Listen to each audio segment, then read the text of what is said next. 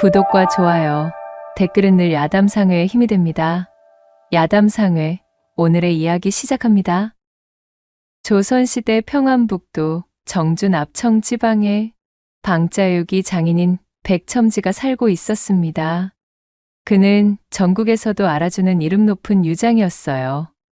백첨지가 유기그릇을 만드는 노점은 평안북도 상권의 명소였습니다. 조선천지 내놓으라는 유기장인들이 진을 치고 있는 개성과 안성바닥에서조차 그 유명세가 널리 퍼진 알짜 중의 알짜 가게였지요. 이 백첨지가 녹여내는 노스의 질이 참으로 고급 중 고급이어서 젊은 시절에는 내수사와 상현에서 일한 전력이 있을 정도로 조선 제일이었답니다. 백첨지의 방자 기술이라면 조선에서는 그를 따를 장인이 없었기 때문에 그가 만들어내는 유기의 가격은 억소리가 나올 정도로 고가의 물건이었지만 양반님네들 혼수 목록에 빠지면 섭할 정도로 인기가 좋았습니다. 수요에 비해 공급이 턱없이 모자라니 물건값이 치솟는 것은 당연한 이치였지요. 한양 세도가며 권세가에서는 금은보화를 잔뜩 싸질머지고 혼수를 해가도 이 백첨진의 유기그릇이 혼수품에 들어있지 않으면 양반의 체면이 깎여나갈 정도였으니 참으로 그 위세가 드높기로는 말도 못할 지경이었습니다. 아이고, 내 삭신이야. 관절이라는 관절이 멀쩡한 곳이 없구만 기래. 아무리 몸이 박살나도록 일을 해도 주문을 맞추려면 시간이 영 모자라는구먼. 주문이 산더미처럼 쌓인 탓에 일이 잔뜩 밀려 집으로 돌아가지도 못한 백첨지가 노점에 딸린 방에서 쓰러지다시피 몸을 던지며 투덜거렸습니다. 그리곤 등을 붙이자마자 기절하듯 잠에 빠져버렸지요.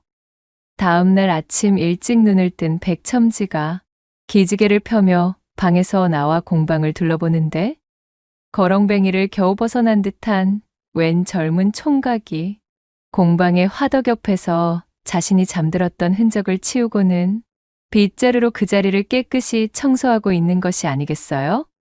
백첨지가 헛기침을 하며 인기척을 던지자 총각이 하늘로 튀어오르듯 파들짝 놀라며 몸을 돌렸습니다.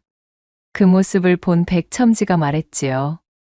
이 공방 주인인 나의 허락도 없이 월담을 하여 내 목숨보다도 귀중한 공방의 화덕 옆에서 잠을 자긴 하였으나 제가 더럽힌 자리를 말끔하게 소재하는 것을 보아하니 경우는 밝은 청년이로구나. 그래, 무슨 사연인지는 모르겠으나 마땅히 기거할 곳이 없다면 이곳에서 잔심부름을 하며 한몫 거들어 보지 않겠느냐? 아니, 정말이십니까요? 뭐든 시켜만 주신다면 반드시 밥값을 해내 보이겠구만요. 잔뜩 기가 눌려 벌벌 떨던 청년은 백첨지의 말에 고개를 들어올리며 대번에 얼굴이 밝아졌고 그날부터 거렁뱅이 청년 강보는 백첨지의 노점 가게방에서 숙식하며 낮이면 기운 좋게 풀무지를 하는 것으로 거지 신세를 벗어나게 되었습니다.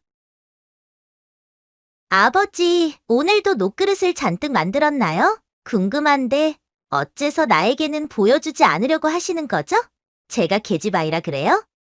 백첨지에게는 보연이라는 이름의 무남동녀 외동딸이 있었습니다. 노쇠와 한 몸으로 지내던 백첨지에게는 눈에 넣어도 아프지 않을 소중한 여식이었지요.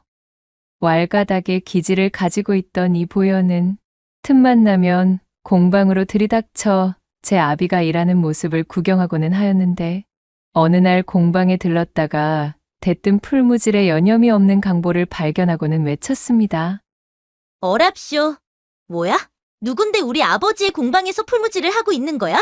강보가 공방에서 숙식하여 아무리 꾀죄죄한 꼬락서니를 지니고 있기로서니 초면부터 바로 천대하는 태도를 보이자 강보는 어이가 없었습니다.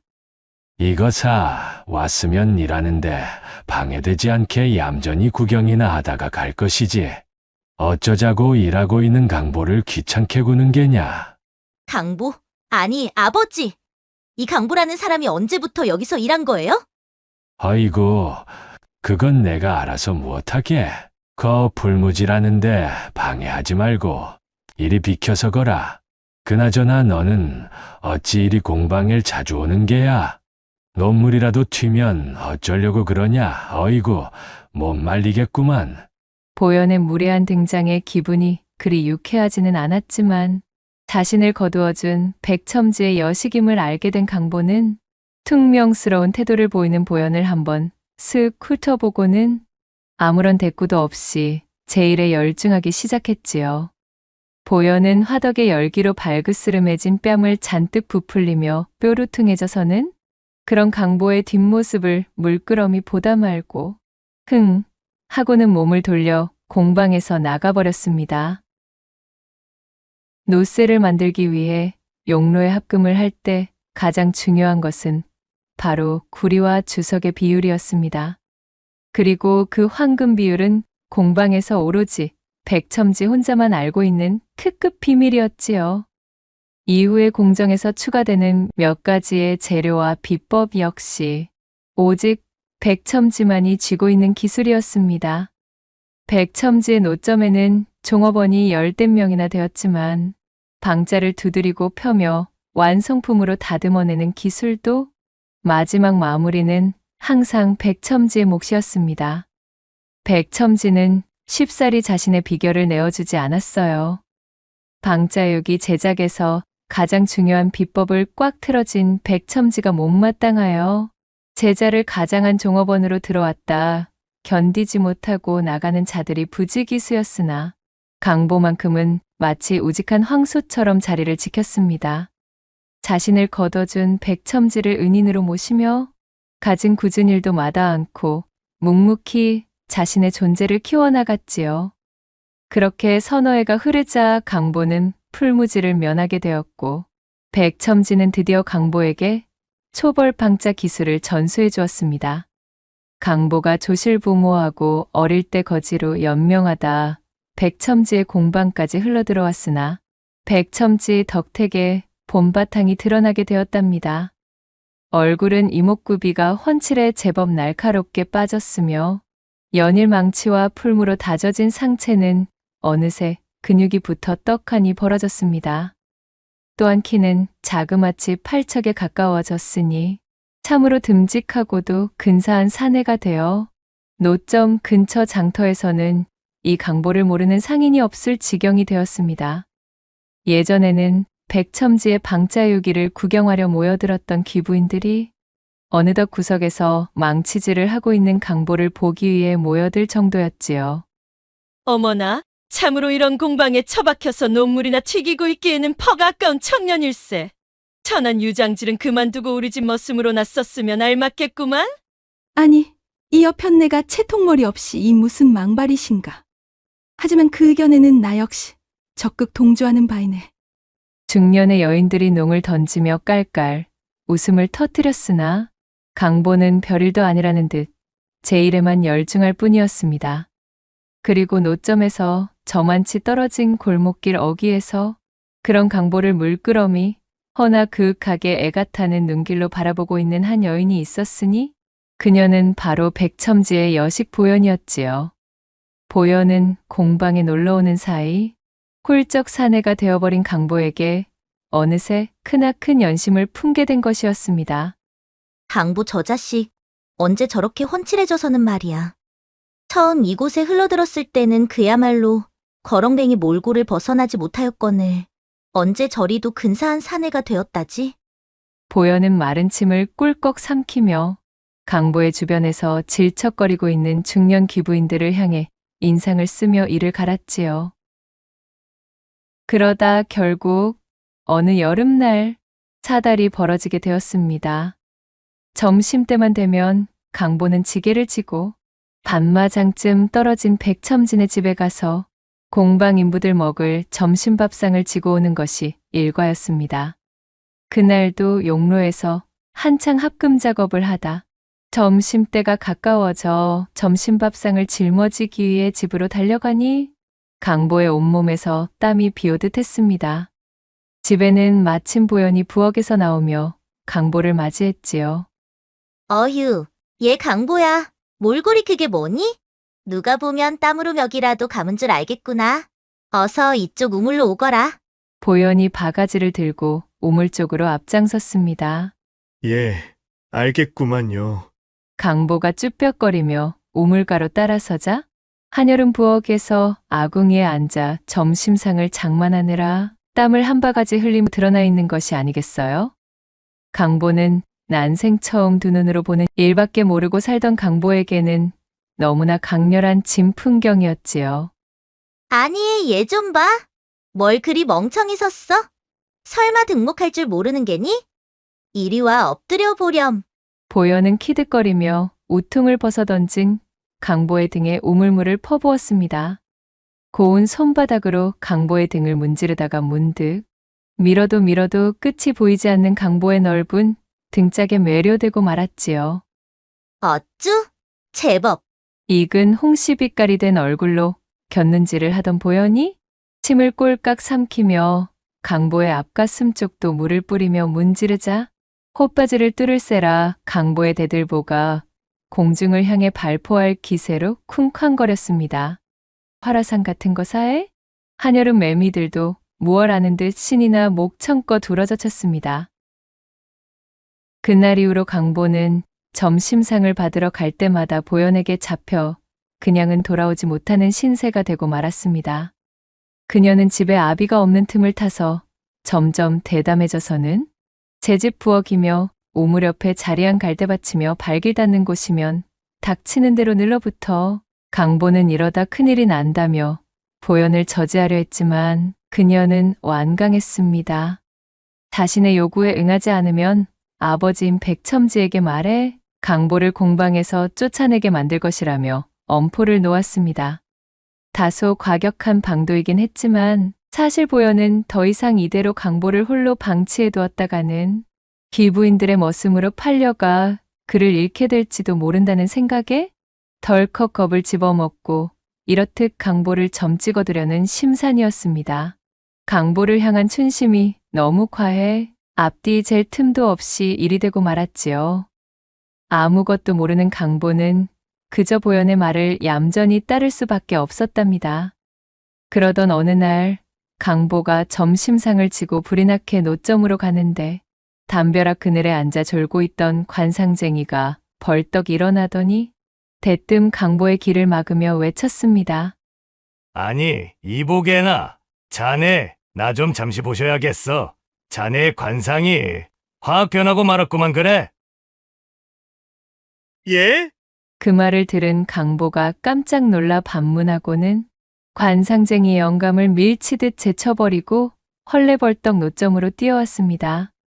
숨을 몰아쉬며 안색이 새파래진 강보를 발견한 백첨지가 무슨 일이냐 물어보니 강보는 그야말로 벼락을 맞은 표정이 되어 손살에 쳤지요. 강보는 앞이 캄캄했습니다. 관상보는 영감쟁이가 내가 사부님의 여식과 그리도 음흉한 짓을 저질러 온 것을 몽땅 알아채고 말았구나. 그 짓을 하면 얼굴이 변하는가 봐. 설마 몇 번을 하였는지도 모조리 드러나는 것은 아니겠지. 나는 이제 꼼짝없이 내쫓겨나겠구나. 순진한 강보는 온갖 잡생각을 떠올리며 불안에 떨다가 우선은 관상쟁이 영감이 헛소리를 퍼뜨리고 다니지 못하도록 입막음을 하려는 것에 생각이 미쳐 그간 쓰지 않고 고이고이 모아둔 품삯을 챙겨들고 관상쟁이 영감에게로 향했지요. 강보를 발견한 관상쟁이가 키득키득 웃으며 그를 반겨주었습니다. 저기 도사님 부탁입니다요.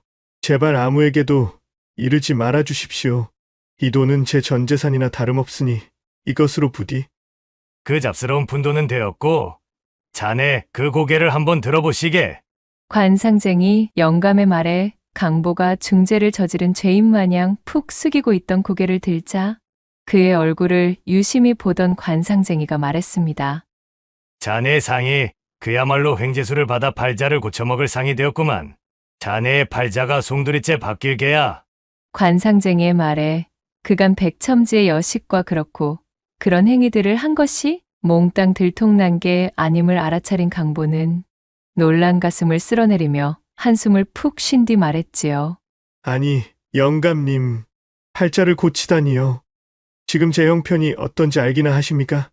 낮에는 뼈 빠지게 일하고 일하다 말고 뼈 빠지게 봉사하느라 육신이 모자랄 지경인디 겨우 세경 몇 푼 받는 놈이 이리 살아서 무슨 수로 팔자를 고친답니까? 강보의 말에 관상쟁이가 희죽거리며 답했습니다. 자네는 지금 주인을 위해 일하고 있지만 자네의 주인 역시도 지금 자네를 위해 일하고 있다네. 자네가 아주 예전에 지어놓은 복이 이제야 빛을 발하겠구만 그래. 도대체 그것이 무슨 뜬구름을 잡는 소리입니까요? 강보가 모르겠다는 표정으로 물었지만 관상쟁이는 강보가 내민 돈에서 엽전 하나만을 쏙 들어 빼가고는 복채는 이거면 되었네. 라고 말하며 웃더니 이내 사라져버렸습니다. 그날 밤 잠을 이루지 못하던 강보는 자리에 누워 관상쟁이의 말을 되뇌이고 있었습니다. 주인은 자네를 위해 일하네. 대체 이것이 무슨 소리란 말이여. 도통 알 수가 없구만. 강보는 천정을 올려다보며 골똘히 고민하다 새벽 늦게서야 겨우 잠을 이룰 수 있었지요. 그렇게 시간이 쏜살같이 흘러 몇 해가 더 흐르고 여름이 거의 끝나가는 늦여름과 가을의 초입 사이에 계절이 찾아왔을 때였습니다. 기력이 쇠한 채 장질부사에 걸려 비실비실하던 백첨지가 백약이 무효하여 위독해져 자리에 드러누웠습니다. 피골이 상접한 몰골이 되어서는 뭔가를 결심한 듯 조용히 강보와 보현을 자신의 앞에 불러앉혀놓고 말했습니다. 강보야, 지금부터 노쇠합금 추조법과 방자 비밀을 전부 전수해주마. 잘 새겨듣고서 우리 노점의 명맥을 이어다오. 그리고 나이 딸 보현이를 잘 부탁한다. 내 너라면 믿고 맡길 수가 있겠느니라. 사부님, 어찌 그리 약한 말씀을 하신답니까요? 강보 너는 기억이 나지 않겠지만 사실 너와 나는 아주 예전에 한 번의 인연이 더 있는 사이였단다. 나도 최근에서야 내 목덜미 근방에 나 있는 흉터를 보고서야 너를 알아볼 수가 있었지. 내가 아주 어릴 적 이 근방에서 크게 물난리가 난 적이 있을 게다. 그때 나는 상의원에서 벗어나 이곳으로 돌아오는 중이었지. 개울을 건너기 직전에 내가 내 옷자락을 붙들고 나를 말려섰고 나는 행색이 남루한 꼬마아이가 내게 동냥이라도 하나 싶어 너를 밀쳐내려 했단다. 그때 불어난 물이 개울가를 덮쳐 먼저 지나가던 사람들을 죄 휩쓸고 가버렸지 무엇냐. 놀란 내가 뒤를 돌아 너를 찾아보았지만 너는 어느새 자취를 감춘 뒤였단다. 내 목에 나 있는 그 흉터만을 내 기억에 선명히 남겨두고 말이다. 내 덕에 내가 목숨을 구제하여 지금까지 이리 호의호식을 할 수가 있었던 게지. 내가 부지런히 우리 노점에서 일해온 모습을 내 모조리 담아두고 있었단다. 너야말로 우리 노점의 후계자로 제격인 녀석이야. 그리고 보현아, 너는 강보 이사내를 보필하여 아비의 명맥을 이어주거라.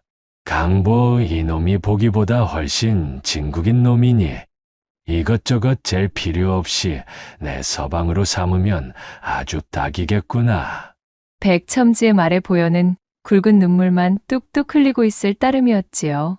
힘겹게 말을 이어나간 백첨지는 자신이 알고 있는 모든 비법과 기술들을 강보에게 전수해 주었습니다. 그리고는 이틀 후에 조용히 숨을 거두고 말았지요. 슬픔에 젖은 강보와 보현이 백첨지의 1년상을 치르고 난 뒤 보현은 강보를 집으로 불러들여 말했습니다. 강보야, 아니 서방님, 제 절을 받으셔요. 이젠 저희 지아비로 모시겠습니다. 그간 제 변덕에 어울려 주시느라 너무나 감사했어요. 이젠 제가 성심을 다해 받들겠사옵니다. 그리하여 정식으로 보현을 색시로 맞아들이게 된 강보는 백첨지의 명맥과 전통을 이어받아 방자유기장의 장인으로 발돋움하여 비루하고 가난하여 어려웠으나 타인을 도우려는 어진 마음에 대한 은덕을 받아 보현과 함께 오랜 시간을 해로하며 행복하게 지냈다는 후문이 옵니다. 구독과 좋아요, 댓글로 야담상회를 응원해 주셔요. 시청해 주셔서 참으로 감사하옵니다.